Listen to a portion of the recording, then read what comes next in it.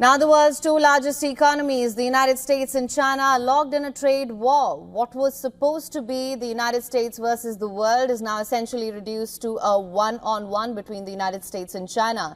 Even as Donald Trump remains unrelenting in his stance against China, the latter has called for dialogue, urging the U.S. to meet it halfway in trade talks.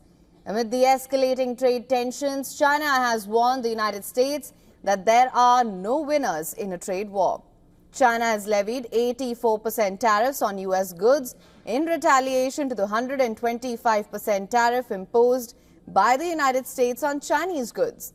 Meanwhile, the White House has said that Trump's tariff hike targeting Chinese goods brings Washington's additional rate on China to 145%.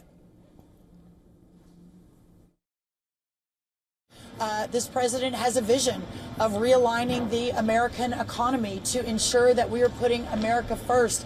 I know y'all have heard me say this, but I think it's worth saying again that for decades we have lived under a tariff regime. It just hasn't been an American tariff regime.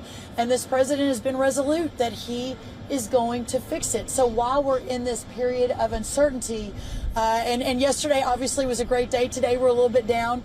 We'll see a little bit more movement and adjustment by the market as we move forward. Now, questioned whether the increased tariff is technically an embargo on China, the U.S. president said that he's hopeful of Xi negotiating a deal that will benefit both the countries.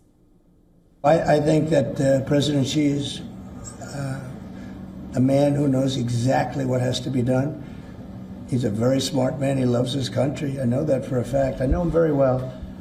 And I think he's going to want to get to a deal. I think that's going to happen. We'll get a phone call at some point, and it'll be off to the races. It'll be a great thing for them.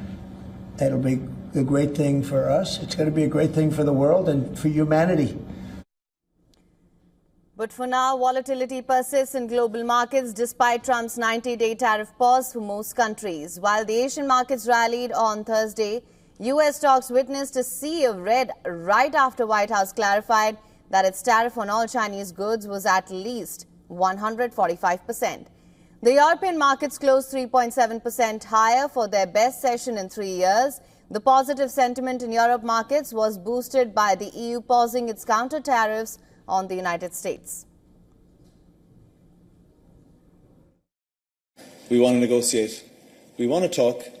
We appreciate that you have brought this pause on so-called reciprocal tariffs, and we in turn are now pausing our proposed countermeasures in order that we have the maximum space to consult with our member states, consult with our industry, and negotiate with the US.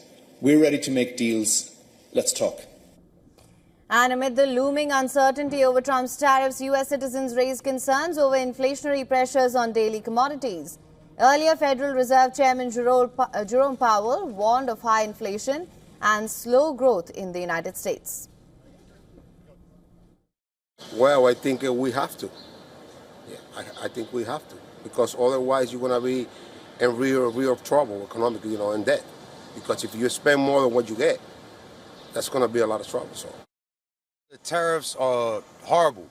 I think that is like privatizing America, and instead of America being a country for the people, it's a corporation for the rich.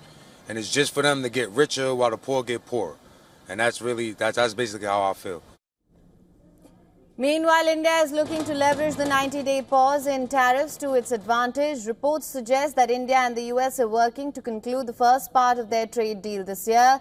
The two countries are looking to reach two-way trade worth $500 billion by 2030. It's even being said that India is mulling increasing scrutiny on low-cost imports to prevent potential dumping of goods, including from China. For latest news, download the WION app and subscribe to our YouTube channel.